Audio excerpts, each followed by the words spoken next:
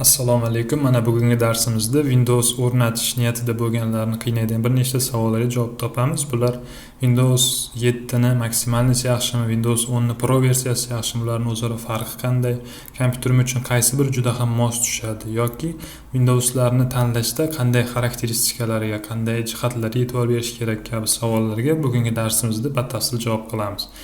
Demak, boshladik.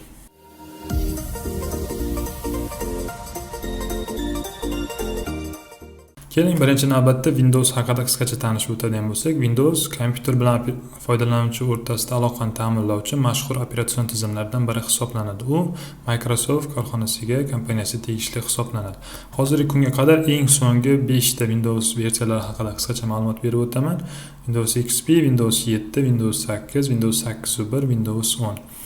Bugungi darsimizda asosan Windows 7 hamda Windows 10 haqida fikr yuritamiz. Ularning o'sha maksimalniy, professionalniy kabi versiyalarning farqi, nima jihatlari bilan ajralib turishi, shu kabi savollarga javob topamiz. Faqat shu ikkalasi haqida gaplashamiz. Nega XP emas? Chunki XP juda ham eski hisoblanadi. Agar sizning kompyuteringizda XP o'rnatilgan bo'lsa, imkoniyati bo'lsa, kompyuteringiz ko'tarsa, bu haqida keyinroq batafsil ma'lumot beraman. Windows 7 ga o'tishingizni tavsiya qilaman. Chunki hozirda chiqayotgan ko'pchilik dasturlar XP uchun to'g'ri kelmaydi. Chunki dastur ishlab chiqaruvchilar XP ni o'zi unutishgan, allaqachon unutib bo'lishgan. Shunday ekan, XP haqida gap so'z bo'lishi mumkin emas. Windows 8 haqida nega gaplashmaymiz? Chunki Windows 8 7 ga nisbatan uncha omadli, muvaffaqiyatli chiqmagan. Shu sababli ham 1 yil o'tmasdan Windows 8.1 chiqarildi. Shunday ekan, Windows 8 ni ham ro'yxatimizdan o'chiramiz va Windows 8.1 nega foydalaniladi ko'pchilik nega ro'yxatga kiritilmadi degan savol tug'ilishi mumkin. Windows 10 ga nisbatan Windows 8 yuqori samaradorlikka ega emas deb hisoblayman. Nafaqat men, ko'pchilik ekspertlar shu fikrda. Agar sizda Windows 8 yoki 8.1 bo'ladigan bo'lsa, hech buni xavotirli joyi yo'q, ishlatishda davom etishingiz mumkin. Shunchaki men Windows o'rnatishda o'zim ham, ko'pchilik tanishlarim ham Windows 7 hamda Windows 10 ni maslahat berishadi. Shunday ekan, Windows 7 va Windows 10 haqida bugun batafsil gaplashamiz. Demak, Windows 7 dan boshlaylik. Windows 7 ga o'tishingiz uchun agar sizda XP yoki boshqa operatsion tizim bo'ladigan bo'lsa, eng kamida 32 bitli uchun 1 GB, 64 li uchun 2 GB operativ xotira bo'lishi kerak. GHz soni uncha ahamiyatli emas. Menimcha istalgan kompyuterda mana shunday hajmda mavjud. Videokarta qaralmaydi, joy uchun 16-20 GB. Bu Windows 7 ga o'tishimiz uchun talab etiladigan minimum talablar. Windows 7 o'rnatganimizdan so'ng kompyuterimizni qay darajada kuchaytirishimiz mumkinligini mana jadvaldan ko'rishingiz mumkin. Maksimalniy, professional bular haqida hozir batafsil ma'lumot beraman. 4 GB gacha kuchaytirishimiz mumkin, chunki 32 razryadli kompyuterlarda operativga uncha ko'p foydalanilmaydi. Razryad haqida, 32-64 lar haqida alohida videorolikimiz bor, o'shani ko'rib batafsil ma'lumot olishingiz mumkin. Ana endi eng qiziq jihati Windows 7 ning redaksiyalari. Redaksiyalar deganni tarjima qilgandan ko'ra o'zini qoldirish ma'qul ko'rdim. Windows 7 ning 6 ta redaksiyasi mavjud. Windows 7 начальная, домашняя, базовая, домашнее расширение, профессиональное, корпоративное, максимальное. Bularni ko'pchiligimiz eshitganmiz. Ko'pchilik ustalarga yoki Windows 7 qaysini o'rnatish kerak deganda maksimalniy deyshadi. Bularning o'zaro nima farqi bor? Bularning farqini mana bu jadvaldan ko'rib olishingiz mumkin. Bu jadvalda ko'rib turibsizki, maksimalniy uchun barcha imkoniyatlar yoqilgan, ya'ni mavjudligi uchun Windows 7 maksimalni ko'pchilik tavsiya qiladi. Men ham o'zim Windows 7 maksimalni tavsiya qilaman. Ana endi Windows 7 ni tanlashni slaydga kiritmadim, alohida amaliy ko'rsatib berishga qaror qildim. Buning uchun keling, quyidagi saytga kiramiz va bu yerda men sizga bir nechta Windowslar tanlashni o'rgatib qo'yaman. Keling, bir chekkadan boshlaymiz. Demak, mana bunga kiradigan bo'lsak, men qisqagina tushuncha beraman, atamalarni esa keyin alohida ko'rsatib, slaydda ko'rsatib beraman. Har bittasiga izoh berilgan bo'ladi. Agar siz Windows o'rnatmoqchi bo'lsangiz, mana shu saytdan ham olishingiz mumkin, chunki bu sayt haqida hali men salbiy fikr eshitganim yo'q. Windows 7 oladigan bo'lsangiz, kompyuteringiz Windows 10 ni ko'tarmaydigan yoki o'zingizga Windows 7 yoqadigan bo'lsangiz, shunchaki saytga kirasiz va bir chekkadan o'qishni boshlaysiz. Demak, Windows 7 operatsion tizim, Ultimate degani boya maksimalniy. CP1 degani bu обновление versiyasi, bu обновленияsi mashhurroq bo'lgan. X64 degan, demak mana shu Windowsimiz faqatgina 64 razryadli uchun ekan. noyabr 2019, demak mana shu oyda обновление bo'lingan. Windows 7 ancha oldin chiqqan, lekin bunga yangiliklarni 2019-yil noyabrda kiritilgan. Programmam, ya'ni programmalari bor. Bay deb so'zimdan keyingi bu mana shu Windowsda terib chiqqan odamning ismi. Bu yerda rus, demak rus tilida 2019-yilniki ekan. Mana bu yerda bizga kerak bo'ladigan jihatlari mana bu особенность sostav sborkidan keraklilarni ko'rib olishimiz mumkin yoki spisk programma esa o'sha Windowsning o'ziga o'rnatilgan dasturlar bo'ladi. Windows tanlayotganda albatta shularga e'tibor berishingiz kerak bo'ladi. Shundan so'ng agar siz kanalda ana shu saytda ro'yxatdan o'tgan bo'lsangiz, mana men ro'yxatdan o'tganman, mana shunday belgi chiqadi, shuni yuklab olishingiz mumkin. Windowslarni yuklab olish, ularni o'rnatishni bir nechta usullarini keyingi darslarda batafsil ko'rsatib beraman. Yuklab olishni bir metodiga shu ham kiradi. Oldin aytib qo'ysam, mana bu yerda 64 razryadli ekan. Keling, yana bir nechtalarni ko'rsataman. Demak, bu o'shanga o'xshash. Mana bunga kirib ko'raylik. Windows 7 ikkita razryad uchun ekan. Maksimalniy light degani bu yengilroq degani. Agar mana bu belgidan so'ng Office qo'yilgan bo'lsa, demak Windows o'rnatgan zahotingiz Microsoft Office'ning 2016-versiyasi o'rnashadi. Mana shu inson tomonidan tayyorlangan ekan. Bu yerda to'liq ma'lumot berilgan. Mana bu yerda ko'rishingiz mumkinki, maksimalniy, professional, домашний bir nechta redaksiyalarni birlashtirilgan ekan. Sostav programma загрузкиdan ko'rib olishingiz mumkin, qaysi dasturlar borligini. Buni keyinchalik o'rnatsangiz bo'ladi, lekin ma'lumot sifatida ko'rib olishingiz mumkin. Yana bir nechta ko'rsataman, shu bilan Windows 10 ga o'tishimiz kerak bo'ladi. Keling, mana buni ko'raman. Windows 7 CP1 boya aytib o'tgan. Mana bu 22in1 deganini hozir men tushuntirib beraman. 22 degani xo'sh, mana bu yerda yozilgan bo'ladi. 22 ta redaksiyani o'zida jamlaganini tushuntirib beradi. Hozir to'liq matnni ham bergan bo'lsa kerak. Informatsiyasi borki. Mana bizga kerakli joyi. Demak, Windows 7 korporativni 86 razryaddan boshlab mana bu yergacha hammasini sanaydigan bo'lsak 22 ta.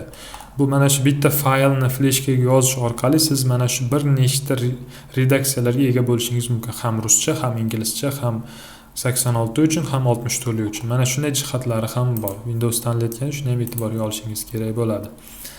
Menimcha boshqa tushunarsiz jihatlari qolmadi. Enterprise, maksimalniy, ultimate, pro versiya, professionalniy. Qolganlarida muammo bo'lmaydi. Shu kabi ko'pchilik ma'lumotlarni tushunib olishingiz mumkin. Hozir bu yerda ko'pchilik atamalarni men alohida videomiz oxirida ko'rsatib beraman. Windows 10 haqida gaplashamiz. Windows 10 hozirda eng so'nggi aktual versiya hisoblanadi. Bunga o'tish uchun minimal talablari mavjud. Asosan boya aytib o'tdim, protsessor eng kamida shunday bo'lishi mumkin. Bundan kam menimcha uchramasa kerak. Minimalniy talab degani hech bo'lmaganda deb tushunishimiz mumkin. 64 lik o'tishimiz uchun demak bizda bir operativka. Ko'pchilik o'ylaydiki, kompyuter eskiroq yoki slabiyroq bo'lsa Windows 10 ko'tarmaydi deydi. Aksincha Windows 10 ko'taradi. Agar siz operativ xotirangiz kamroq bo'ladigan bo'lsa, 32 razryadlisidan foydalanishingiz ma'qul. Chunki agar 64 lik o'rnatilgan bo'lsangiz, biroz nagruzga tushishi mumkin. Rekomenduymi degani 4 GB yoki 4 GB dan yuqori bo'lishini tavsiya etilgan. Mana bu esa o'rnatish uchun kerak bo'ladigan joylar, qolganlari uncha ahamiyatli emas. Ana endi barcha redaksiyalar, asosan Windows 10 da 3 tagina redaksiya mavjud. Windows 10 Home, Windows 10 Pro, Windows 10 Enterprise. Ko'pchilik eshitgan Windows 10 Pro bilan Windows 10 Enterprise. Pro bu professional versiya, ichida imkoniyatlari ko'proq bo'ladi. Enterprise esa asosan korporatsiya uchun, biznes tashkilotlar uchun ishlab chiqarilgan bo'ladi. Ya'ni tashkilotning xavfsizligi, korporativ resurslarni boshqarish uchun kerak bo'ladi. Proga nisbatan Enterprise ko'pincha yaxshi bo'ladi. Bunga sabab nima? Korporativda, ya'ni Enterprise'da ortiqcha funksiyalar kesib tashlangan bo'ladi va ular uchun обновление faqat ishonchli обновлениyalar jo'natiladi. Chunki tasavvur qiling, agar siz korxonangizga Enterprise'ni olib kelib o'rnatdingiz va sizda xavfsizlik yuqori darajada bo'lishi kerak. Shuning uchun Enterprise'ga faqatgina ishonchli va sinalgan obnovleniyalar jo'natiladi. Bularning o'zaro farqini esa mana bu videodan xuddi boyagi jadvalda ko'rib olishingiz mumkin. Ushbu jadval Wikipediyada to'liq berilgan.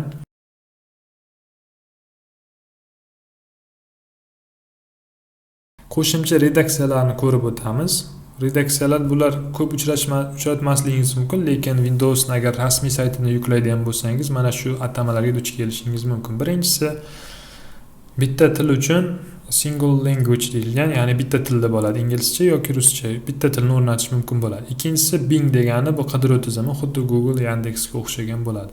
S harfi bo'lsa, demak bu maktab o'quvchilari uchun bo'ladi. Asosan Microsoft Store'dan dastur olinadi. Bunga sabab esa xavfsizlik nuqtai nazaridan turli xildagi boshqa saytlarga aralashmasligini oldini olish uchun. Pro Education bor asosan oliy ta'lim muassasalari uchun ishlatiladi.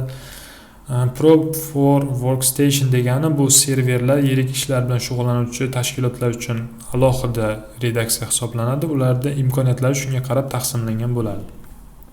Ana endi ko'pchilik ko'rgan va ko'pchilik tushunmaydigan tushunchalarga aytib o'tadigan bo'lsam, Enterprise mavjud, Enterprise LTCB deganlari mavjud. Buni hozir birozdan keyin to'liq tushuntirib beraman. Bu Enterprise'ni uzoq muddat xizmat ko'rsatuvchi degan ma'noni anglatadi. Hozir yana ham to'liqroq ma'lumot beraman. Education, Team bular uchratilmaydi. Bundan tashqari Yevropa ittifoqi uchun mavjud alohida redaksiyalari hamda Janubiy Koreya uchun mavjud. Mana KN so'zidan ham tushunib olishingiz mumkin. Bu Koreya uchun, Janubiy Koreya. Ana endi xuddi boyaginday mana bu saytni Windows 10 bo'limiga kiramiz. Tasavvur qilamiz, siz Windows 10 ni yuklamoqchisiz va uni qanday yuklashni, nimalarga e'tibor berishingiz kerakligini men aytib o'tadigan bo'lsam. Istalgan birontasiga kiring, Windows yuklayotgan albatta uni opsiyasini o'qib chiqishingiz kerak. Chunki Windows o'rnatish qisqagina bo'ladigan yoki tez bo'ladigan amal hisoblanmaydi. Mana bundan bilib olamiz. Windows 10 Enterprise LTCB 2016 bo'ladi. Asosan eski hisoblanadi. Agar sizning kompyuteringizda operativ xotirasi kamroq bo'ladigan bo'lsa, LTCB ni ishlatishingiz kerak bo'ladi. Chunki bu yengilroq versiya hisoblanadi. Mana bu yerda versiyasi buncha ahamiyatli emas. Demak, bitta razryad uchun 64 rus tilida OneSmile tomonidan tayyorlangan, mana bu sanada e'lon qilingan yoki обновление qilingan bo'ladi. Mana bu yerda versionni bo'limidan nimalarni olib tashlaganini ko'rishingiz mumkin. Bu uncha ahamiyatli emas, chunki buni olib tashlash bo'yicha alohida video roligimiz mavjud. Uni ham video ostida qoldiraman manzilini. Ustanovleniga bittagina arxivator o'rnatgan ekan. Ushbu saytning manzilini ham tashlayman. Har bittasini ko'rib chiqishingiz mumkin. Mana bu versiya hozirda juda ham rivojlanib ketdi. Ko'pchilik mana shundan foydalanyapti. Bu nima? Windows 10 21 Compact bu eng so'nggi versiya hisoblanadi. Ikkita razryad uchun mavjud ekan. Buni asosiy funksiyalaridan biri, asosiy jihatlaridan biri kompakt degani qulay degani, ixcham degan ma'noda. Shuning uchun ko'pchilik buni ishlatadi. Buni birinchidan hajmi kichkina bo'ladi, ham bundan beradigan nagruzkasi kichkina bo'ladi. Udaleniya bo'limidan ham ko'rishingiz mumkin. Ko'pchilik narsalar olib tashalgan, отключено, deyarli yaxshigina tayyorlangan bo'ladi. Bu versiyani hali men to'g'risi o'zim o'rnatib ko'rmadim. Nasib qilsa buni o'rnatishni ham ko'rsataman. Chunki ko'pchiliklar bu haqida alohida videolar olishyapti, buni maqtashyapti. Hali bu bilan yana ham tanishib ko'ramiz.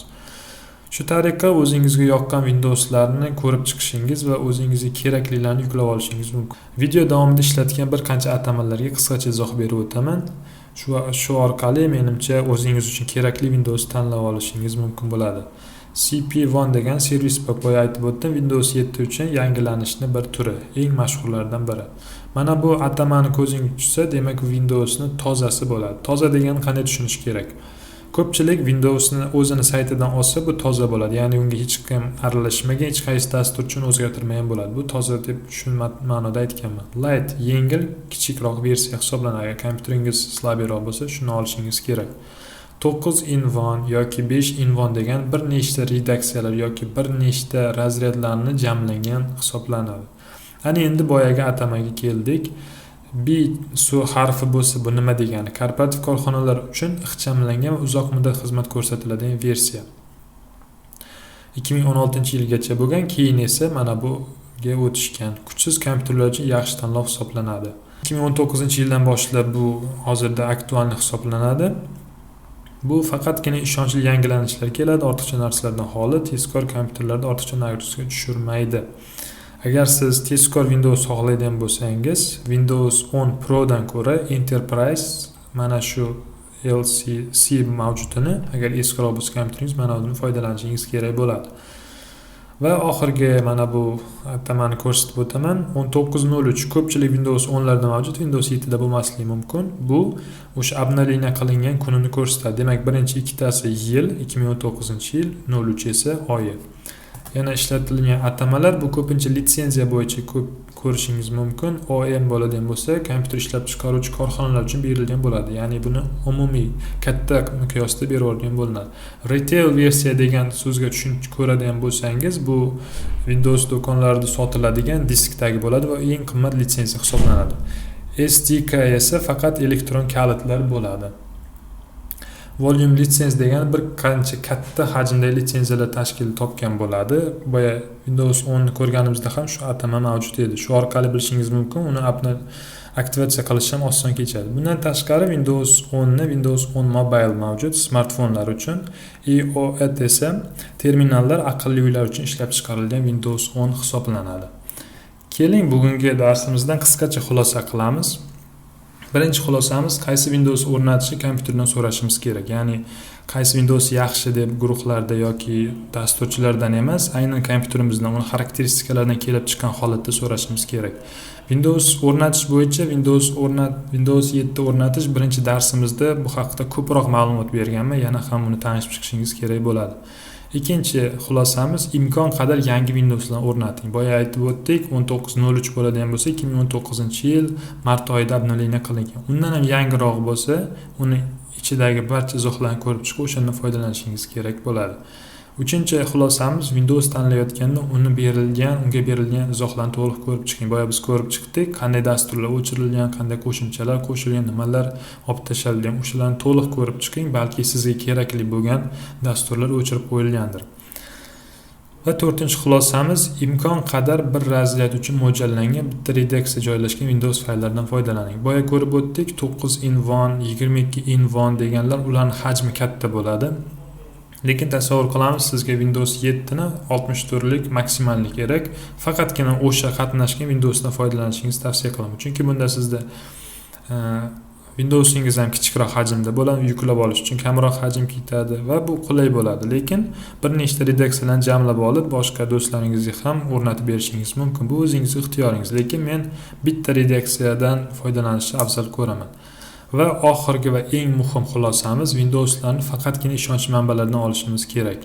Bu haqida hali Windows yuklab olish haqida batafsil ma'lumot berib o'taman. Darsimizdan olgan bilimlarni mustahkamlash uchun mana bu topshiriqni bajarishingizni tavsiya qilaman. Mana shu Windows 10 Pro VL 1909 10-in-1 Rus-Eng by Oleg. Mana shu Windows versiyasida tasavvur qilamiz, balki bunaqa mavjud emasdir.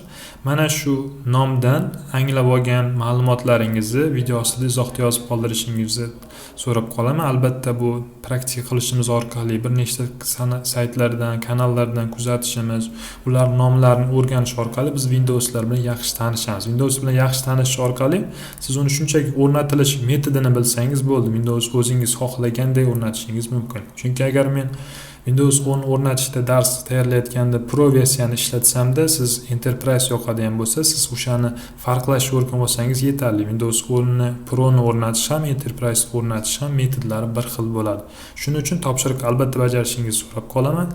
Nasib qilsa, keyingi darslarimizda Windowsni yuklab olish, uni fleshga yozish bir qancha usullarni ko'rsatib beraman. E'tiboringiz uchun rahmat. Keyingi darslarda sog' salomatlikda ko'rishguncha.